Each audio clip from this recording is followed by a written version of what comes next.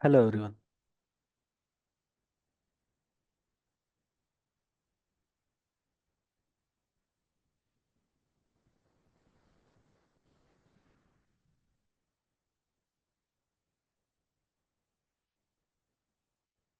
Hello everyone. Welcome to the lecture series of Generic IKS Indian Knowledge System. I am your professor Shantanu Kurzekar from the Department of Political Science, Modern College, Shivajinagar, Pune. I will be covering your lecture 13 and 14 from the module. We will have a series of two lectures. In this lecture, I will be covering about statecraft and political principles of Arthashastra. With this, I will like to begin my lecture. First topic is about Introduction to Arthashastra. Arthashastra is a comprehensive treatise on governance, economics, and military strategy dating back to ancient India. It is considered as one of the foundational texts in ancient Indian statecraft for administration of kingdom, covering a wide range of topics such as law, justice, diplomacy, taxation, and warfare. Arthashastra was a highly influential as a guide for rulers and administrators. Its teaching has shaped the governance of many Indian kingdoms and have influenced political thought in India, demonstrating its lasting relevance and practical value in today's world also. Arthashastra was authored by Kautilya, who was also known as Chanakya and Vishnugupta. He was a scholar, strategist, and an advisor. His keen observation and deep understanding of human nature are evident in the text. Chanakya played a pivotal role in the establishment of Maurya Empire by guiding Chandragupta Maurya. Kautilya is also believed to have served as prime minister to Chandragupta Maurya, the founder of Mauryan Empire. Moving on, Kautilya's early life and education. In this part, we will discuss how Kautilya's early life and education has impacted and influenced Arthashastra as a text. First subpoint, early life and upbringing. Kautilya has been said to be born around 350 BCE near Takshashila. He had displayed early signs of intellect and strong sense of justice. He was raised in a scholarly environment which laid the foundation for his future achievements. He was motivated by a desire to see a united and powerful India. India during that time was divided and fragmented into many small kingdoms, which showed us that there was no presence of a central authority or a leader. Second subtopic, that is education and influence of teachers. He was educated at the ancient university of Takshashila. Takshashila was considered to be one of the best universities of that time. He had studied a variety of disciplines: Vedas, philosophy, economics, and politics. He was greatly influenced by his teacher, who had instilled in him principles of logic, governance, and strategy. This education was crucial in shaping his strategic mind. Third subtopic, role of education system in shaping Kautilya's. Takshashila education system was rigorous and holistic, emphasizing intellectual and practical skills. Curriculum included philosophy, economics, law, and military tactics, essential for governance.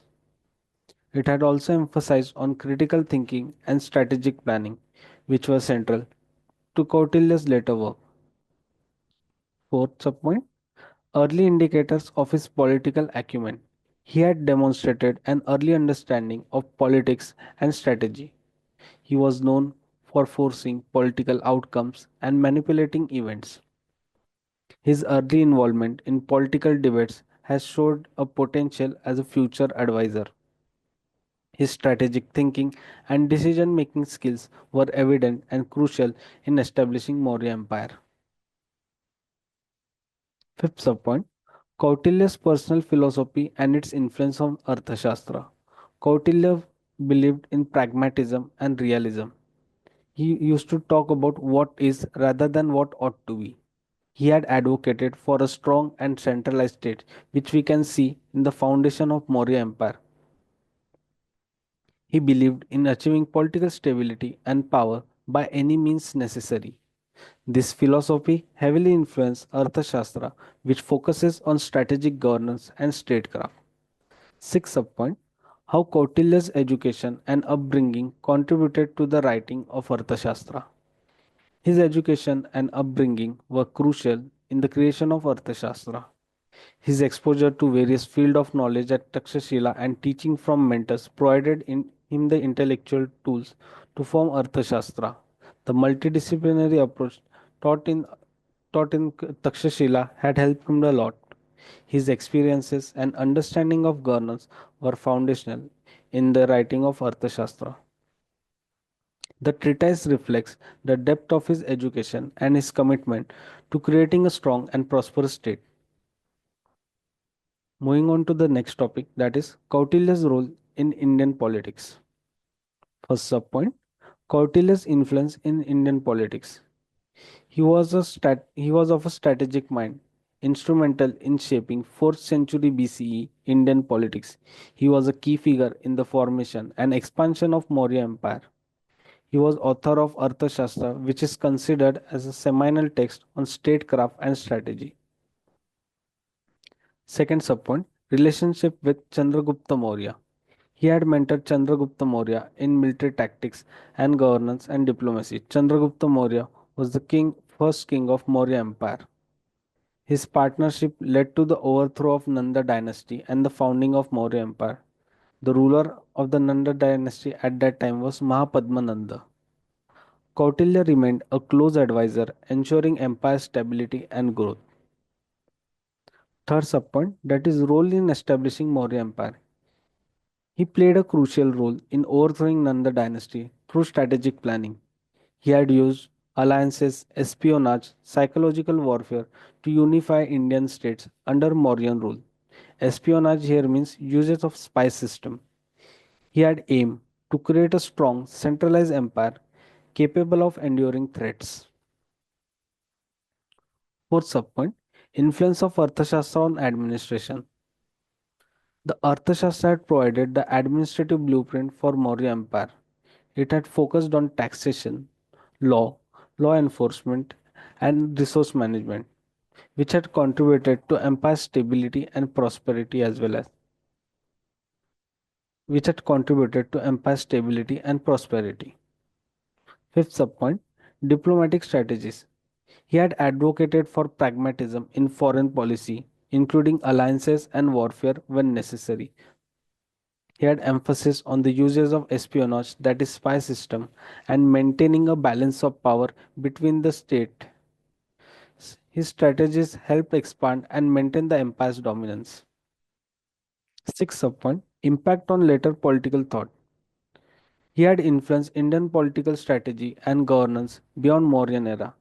He is compared to Machiavelli as a pioneer of political realism. His legacy continues to shape political and administrative theories. Next topic, that is concept of state in Arthashastra. First, introduction to the concept of state in Arthashastra. Arthashastra provides a detailed framework for governance and state administration in ancient India. The state is viewed as a complex entity with primary goal of maintaining law and order, ensuring economic prosperity and protecting its people. It also emphasizes the need for a strong and centralized authority under a wise and powerful ruler. Next subtopic, that is seven pillars or Prakriti of a state. It is also called as Saptanga theory in Arthashastra. According to this, these are the seven pillars on which state is based. These seven pillars are: Swami, that is king. He is considered as a central figure responsible for leadership and protection. Second is Amatya or minister. He is advisor in aiding governance and administration. Third is Janapada or countryside or country, that is land and its people, including the resources. Durga, that is fort, is the capital or stronghold providing the security. Next is Kosha or treasury. It is the state finances crucial for prosperity and defenses. Danda, that is army, is a military force protecting the state from the threats. Mitra, that is allies, are friendly states that support and cooperates with the kingdom.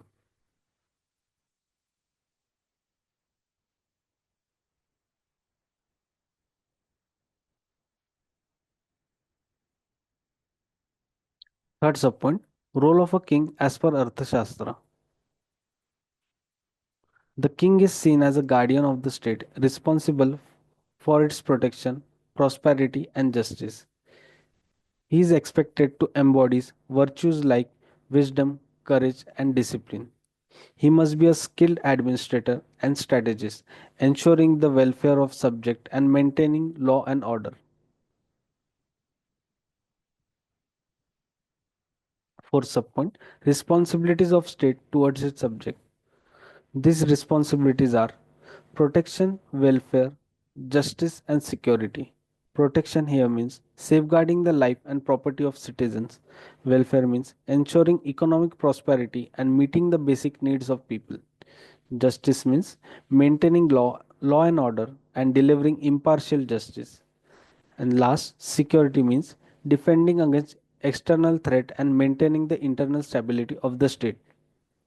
Fifth subpoint, concept of law and justice in Arthashastra.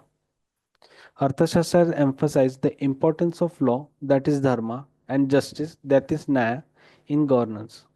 King serves as the ultimate judge and responsible for ensuring justice. The legal system includes detailed law covering various life aspects from property right to criminal offenses. Sixth subpoint, checks and balance in administration as outlined in Arthashastra. Kautilya has introduced checks and balance system in Arthashastra to prevent the abuse of power within the administration and to check hold of the power holder. It has also advocated for the division of responsibility and emphasized on transparency and accountability. Spies and informants are used to monitor officials, and king regularly audit their work to prevent corruption. Seventh subpoint, policies on corruption and punishment in Arthashastra. Stance on corruption. Arthashastra has taken a stringent approach to corruption, viewing it as a threat to state stability. Detection and punishment. It has outlined method for monitoring and punishing corrupt officials, emphasizing deterrence and the integrity of the state apparatus. Moving on to the next topic, that is Kautilya's legacy. First subtopic, influence of Kautilya and Arthashastra on later Indian rulers. The legacy of Kautilya's Arthashastra served as a vital guide for post for ruler post-Mauryan Empire, including the Gupta Empire. Adoption of principle, dynasties have embraced the pragmatic approach to governance, emphasizing a strong central authority and the use of espionage and diplomacy. Longevity of the idea. In this, the principle has ensured the enduring influence of Kautilya's idea in the Indian statecraft. Arthashastra's impact on Indian political thought. Arthashastra is considered as one of the foundation of political thought. It has introduced a realist perspective in Indian political philosophy, contrasting with the idealistic view in the other states which were present during that period of time. Power dynamics and governance. Kautilya's work has laid the groundwork for understanding the complexities of power, governance, and the role of ruler in Indian political discourse. Third subpoint, influence on foreign policy and diplomacy. Mandala theory, sixfold policies are the concept which guides ruler in diplomacy, influencing alliances, enmities, and neutralities. Strategic interests. This principle shaped the diplomatic engagement of Indian rulers, both within the subcontinent and with foreign powers. Fourth subtopic, revival and rediscovery of Arthashastra in the modern era. Rediscovery. Arthashastra was revived in 1905 by R. Shamastri, bringing it back into academic and political discussion. Modern relevance. Scholar and policymaker recognize the text's significance in understanding governance both in ancient and modern contexts. Fifth subpoint, Kautilya's Arthashastra and modern political science. He is usually compared with Machiavelli. Arthashastra is often likened to Machiavelli's Prince for its realistic approach to statecraft. It has also influence on the real politics, that is, the treatise emphasis on state security, espionage, and economic power continues to resonate in contemporary political theories. Th- its global influence of Arthashastra. Comparative political theory. Kautilya's work has a global impact, drawing comparison with thinkers like Machiavelli and Sun Tzu. Universal principles, the treatise insight into governance and diplomacy are studied worldwide, highlighting its relevance beyond India. Conclusion. The enduring influence of Kautilya's Arthashastra had a lasting impact on India and global political thought, offering a timeless insight into governance, diplomacy, and statecraft. With this, I would like to conclude my lecture on the political principles of Arthashastra and statecraft part. In the next lecture, we will discuss about the seven prakritis and other principles discussed in Arthashastra. Thank you. Discussing about understanding the seven prakritis. The seven prakritis are the essential elements that form the structure of state governance in Kautilya's Arthashastra. Each of these elements is integral to maintaining a strong and prosperous kingdom, and the balance between them determines the stability of the realm. The seven prakritis, as outlined by Kautilya, represents the foundational pillars of a kingdom. These elements are interconnected and together contribute to a well functioning state. The primary goal is the prosperity and security of the kingdom, achieved through the proper governance and strategy. Now we'll go through all the seven prakritis. First is role of king. King is considered as the central figure and one of the most important figure in Arthashastra's statecraft. Kautilya has emphasized that king must possess these qualities. Those qualities are he should be virtuous, wise, well trained in governance. King is also responsible for ensuring justice, protecting the realm, and overseeing the implementation of policies. His actions are vital to the stability of the state, and he is expected to act in the interest of the people. He should possess leadership quality in war and peace. He should promote prosperity, ensuring law and order. He should make strategic decisions, including appointing capable minister and maintaining alliances. Third subtopic, that is significance of minister. Amatya are also known as minister in Arthashastra. They serve as king advisor and are essential for governance. According to Kautilya, a wise ruler surrounds himself with capable and honest ministers who offer counsel on matters of policy, administration, and defense. The minister helps in executing king's plan, administering justice, and managing day-to-day affairs of the state. They also offer strategic advice on various aspects of governance, assist in administrative duties while maintaining internal security. They act as king's representative in political matter. Fourth subtopic, importance of Janapada and Durga. Janapada means countryside and Durga means fort. Represents kingdom's economic and defensive capabilities. Countryside is the heart of state's wealth, where agriculture and trade flourish. Protecting the countryside ensures kingdom stability and economic prosperity. The fort acts as a center of defense, safeguarding the king and the state against external invasion. Countryside generate revenue through agriculture and taxes. The fort provides protection in time of war and serve as a base for army. Role of Kosha or treasury. Treasury is the backbone of a state financial strength. A well-managed treasury enables the king to fund the army, pay officials and ensure welfare of the people. Kautilya highlights that the prosperity of the state depends on maintaining a healthy treasury through taxation, trade, and proper economic policies, supporting public welfare, funding military campaigns, and state infrastructure.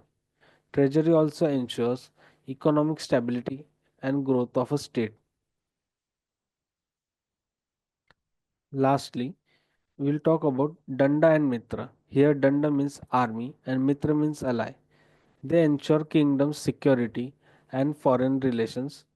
Army is vital for protecting the state from external threat and enforcing king's authority internally. And allies strengthen the state's position through diplomatic support, and alliances can be critical in times of war. The army serves as the primary defense force protecting the kingdom. Allies provide external support, ensuring the kingdom is not isolated in its endeavors.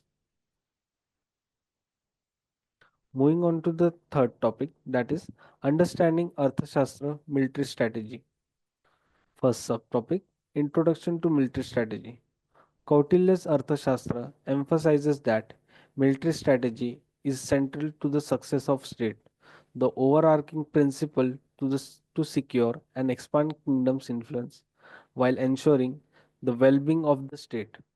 Kautilya outlines the need for a ruler to be proactive, strategic, and prepared for war while considering peace through strength. Military strategy is intertwined with diplomacy. We should also use both overt and covert tactics, which is recommended in Arthashastra.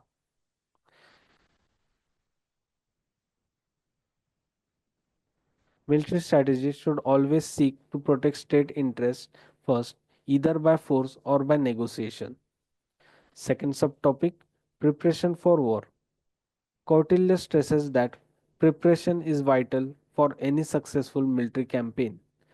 King must ensure the army is well trained, disciplined, and equipped. He must also ensure that the kingdom's defenses are strong and the treasury can support expense of war. Recruiting and maintaining a strong army is prerequisite and needed. Adequate stocking of supplies, including food and weapons. They all should ensure the morale and loyalty of the soldier and generals are maintained. Kautilya has also emphasized that the importance of intelligence gathering and strategic planning before engaging in any conflict. Third subtopic, conduct of war. The conduct of war in Arthashastra is based on calculated aggression. Kautilya has suggested various tactics such as guerrilla warfare, psychological warfare, and alliances to destabilize the enemy. His approach prioritizes avoiding unnecessary risk while maximizing chances of success. He has given various different tactics. Some of them are direct confrontation when advantageous, use of spies and covert operation to weaken the enemy from within, deploying a psychological tactic to demoralize the enemy. Kautilya has also recommended that war to be conducted in a way that it should preserve resources, avoid unnecessary bloodshed, and achieve objectives efficiently. Fourth subtopic, post-war strategy. After war, Kautilya has emphasized that king must act to consolidate power and stabilize the conquered territory. Post-war strategy focuses on maintaining order and integrating the newly acquired land into the kingdom and preventing rebellion or external threats. Key actions of post-war are rehabilitating the conquered people through just governance, appointing trusted officials to manage new territories, ensuring security and loyalty among the newly incorporated region. This ensures that the gains made through war do not unravel due to mismanagement or resistance. Fifth subtopic, role of army. In Kautilya's military strategy, army, that is Danda, plays a dual role. It serves as both the kingdom's shield against external threat and sword to expand its influence. Arthashastra emphasizes the importance of disciplined and well-maintained army capable of both offensive and defensive operation, depend, defending the state from invasion, executing military campaign for expansion, enforcing the king's authority and maintaining internal security are the function of army. The loyalty and effectiveness of army are considered paramount, with the king expected to pay careful attention to the morale and welfare of the soldier. Sixth point or sixth subpoint is significance of diplomacy. Kautilya military strategy is not just about warfare, but also heavily relies on diplomacy. Diplomacy, according to Arthashastra, is an extension of military strategy and can often be more effective than outright war. Forming alliances, negotiating peace, and utilizing spies are all tools to achieve state objectives without needing to resort to conflict. Diplomatic strategies such as treaties, alliances, and negotiation can prevent unnecessary wars. Diplomacy is used to weaken enemies or ensure peace when war is not viable. Spies and intelligence plays a critical role in both diplomacy and military campaign.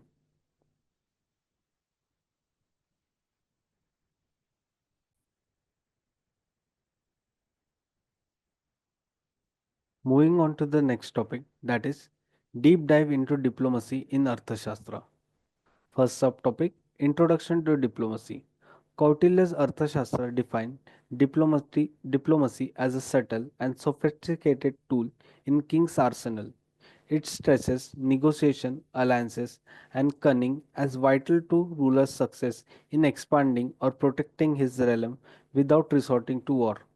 Diplomacy is seen as a method to extend the influence of kingdom and manage external threats.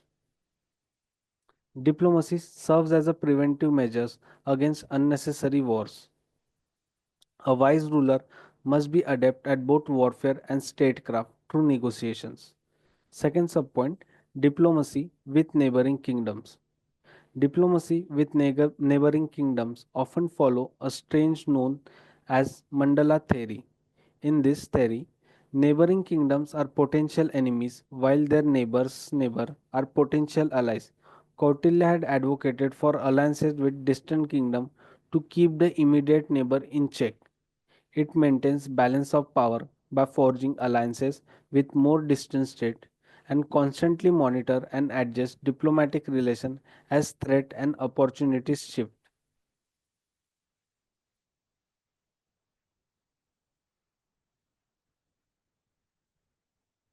Third subtopic, diplomacy with distant kingdom.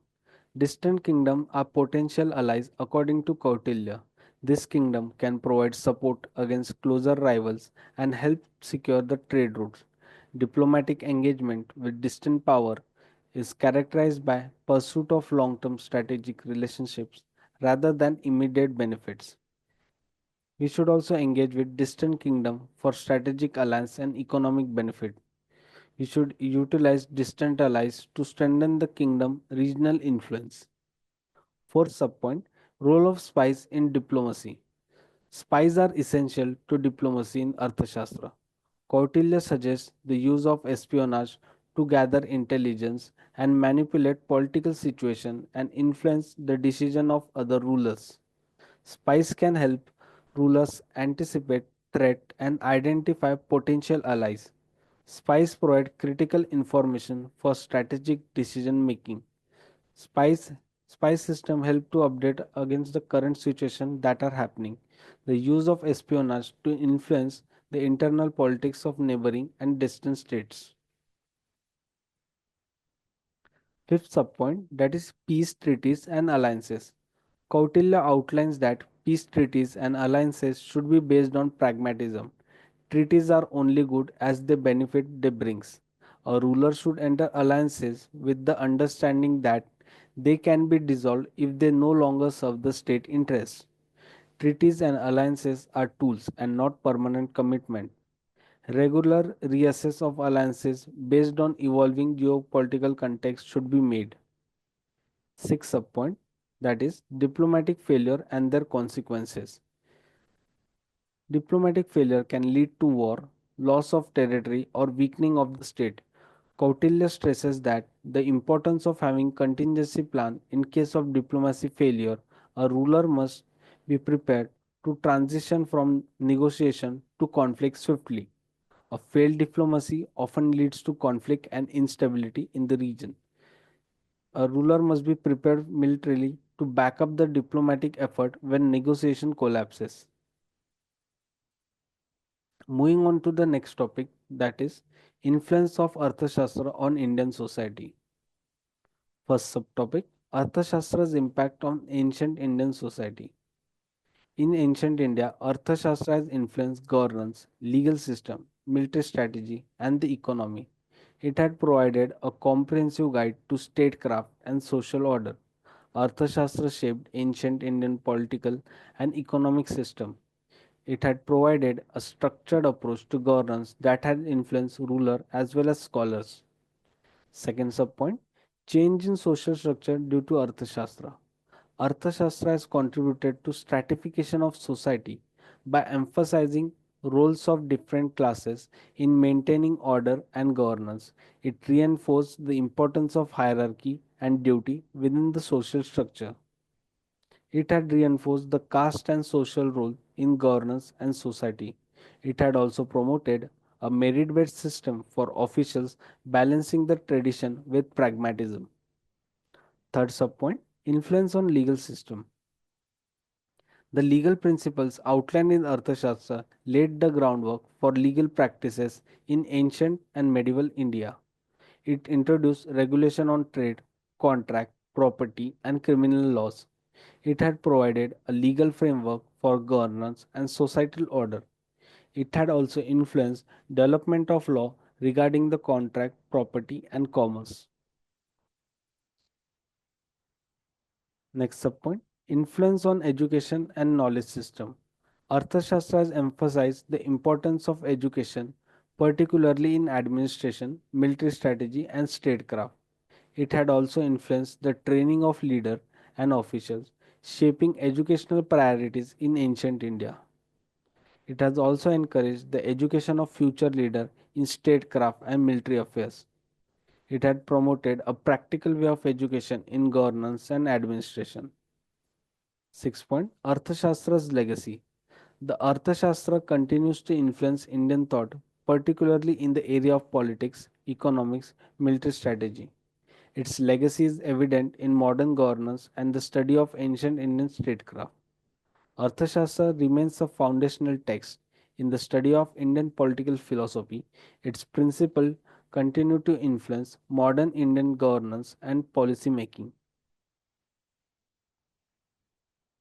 Sixth subpoint, global influence of Arthashastra. Arthashastra, while deeply rooted in Indian political tradition, has transcended borders and cultures, influencing both Eastern and Western political, economic, and military thought. Its teaching on diplomacy, governance, and economics are relevant even in the global context.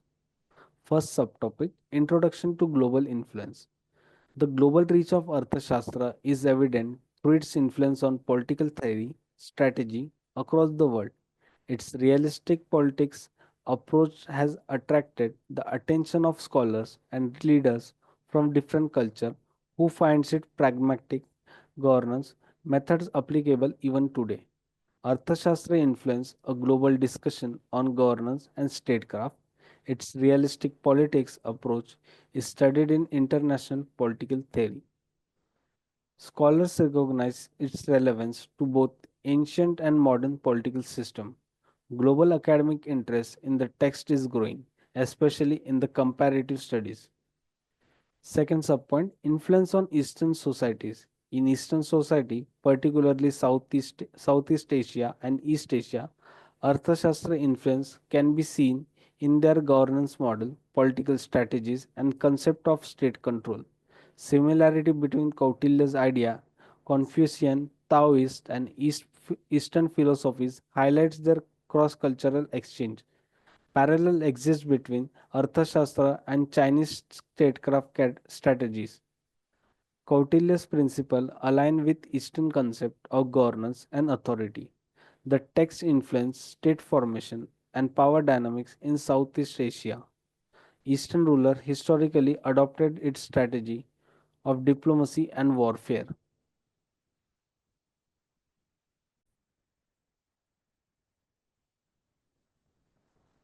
Next subtopic, influence on Western society. In Western societies, Arthashastra is increasingly recognized as a key text in history of political thought. Its ideas are often compared to Western thinkers like Machiavelli, particularly in the realm of strategic governance and realistic politics. though its recognition has been slower due to limited translation. Comparison between Kautilya and Machiavelli highlights global strategic thinking. Western political theory is drawing from Kautilya's approach to power and diplomacy. Interest in the text has grown as Western scholars seek non Western perspective. Its influence is slowly permeating global discussion on governance and strategy. Fourth subpoint Arthashastra and International Relation.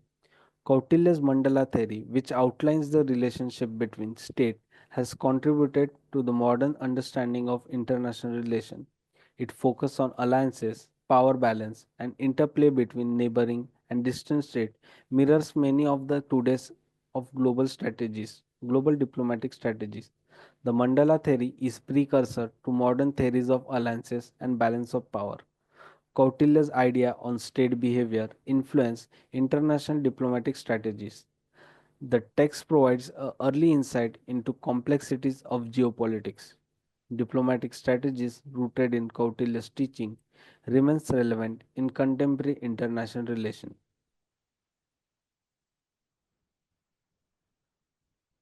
Arthashastra in global academia. Over the recent decade, the Arthashastra has gained prominence in global academia, where scholars from various disciplines study it not just as an ancient Indian text, but as a cornerstone in the broader field of political science and economics, military strategy, and international relations. The text is an essential component of comparative political theory. Arthashastra is increasingly recognized for its interdisciplinary relevance. Its teaching on governance and economics are incorporated in academic curriculum. The text is gaining global recognition as a critical piece of ancient scholarship.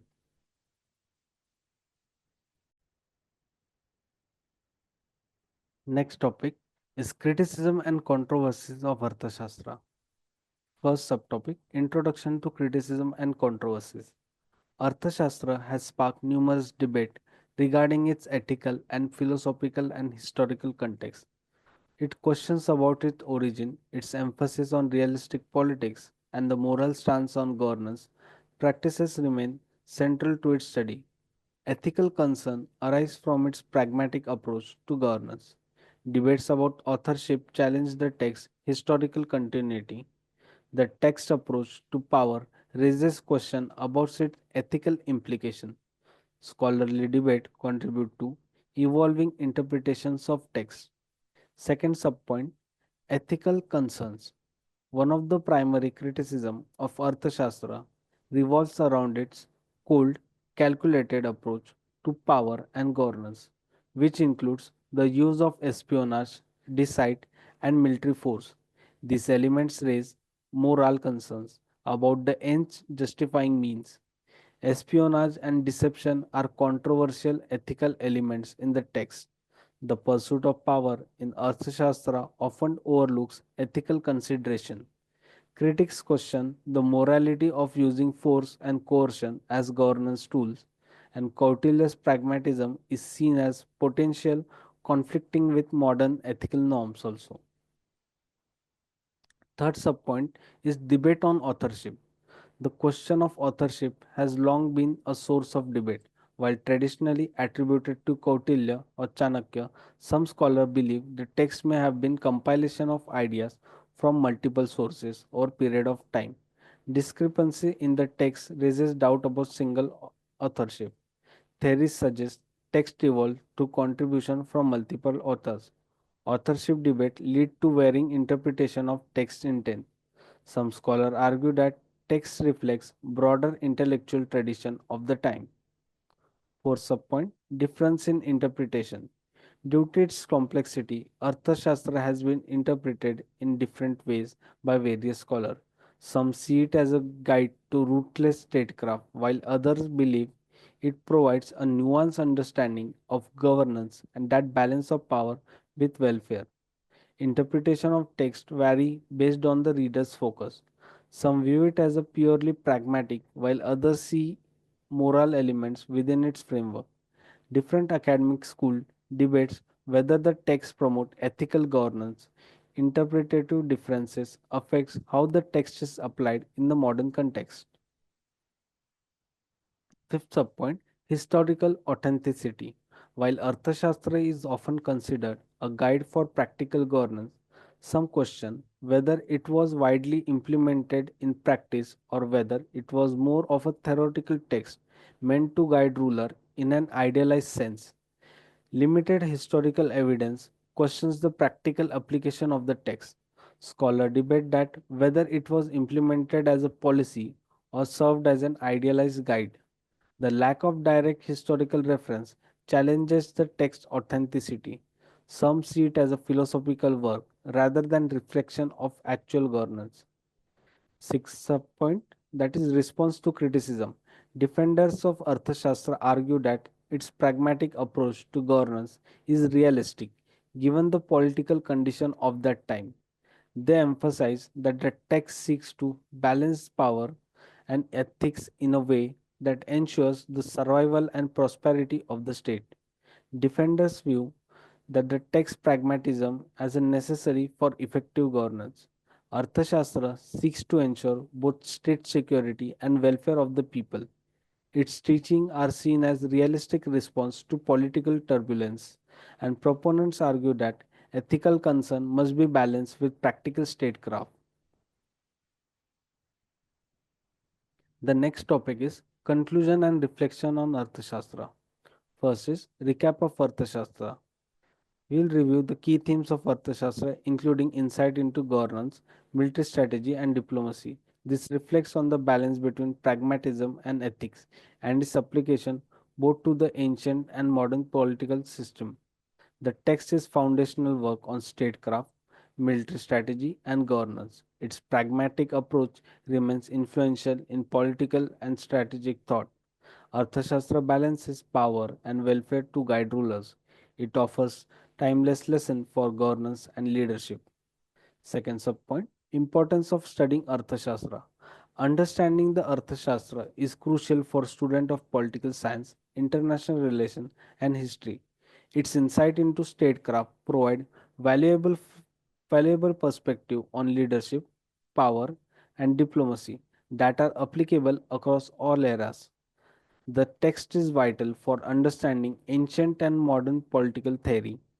It provides a comprehensive guide to effective leadership and state management. Arthashastra bridges ancient political wisdom with contemporary issues. Its study enhances our understanding of power dynamics and governance. Third subtopic is reflection on learning. It reflects on the most important lesson drawn from Arthashastra, including balance between ethical governance and pragmatic statecraft, the importance of diplomacy and its enduring relevance of its teaching. Arthashastra emphasizes the need for balance between ethics and power. Diplomatic strategy is essential for maintaining state stability. The state's lesson on economic management are relevant to modern governance, whereas reflecting on its principle can improve contemporary leadership practice. Fourth subpoint, Arthashastra relevance today. It explores the relevance of Arthashastra in today's global political environment. It focuses on diplomacy, power, and economic management, which continues to influence modern political and strategic thought. The text strategies are applicable to modern diplomacy and international relations. Its teaching on governance are still reflected in today's political system and are being followed also. The economic principles from the Arthashastra resonate with the modern fiscal policies. It provides enduring guidance on balancing power with the state welfare. Arthashastra influence on future generation. As political and economic system evolve, Arthashastra will continue to influence future generation of scholar, leader, and strategists. Its teaching provide a foundation for understanding leadership, governance, and strategy in a complex world. Arthashastra will remain a foundational text for future scholars and leaders. Its principle of statecraft will continue to guide political and military strategy. Future generation can draw from its teaching on leadership and governance. The text legacy will persist as a key influence on global political thought. Sixth subpoint, that is the closing remark. By concluding, the emphasis on the Arthashastra lasting legacy as a cornerstone of political and economic thought. Its teaching continues to resonate in the contemporary society and offer valuable lessons for both current and future generations. Arthashastra remains a critical text for understanding power and governance. Its teaching offers enduring insights into diplomacy, military strategy, and economics. The text's legacy continues to shape modern political thought and leadership. Its relevance will persist, influencing future generations of leaders and scholars. With this, I would like to conclude my lecture on principles of Arthashastra. Thank you.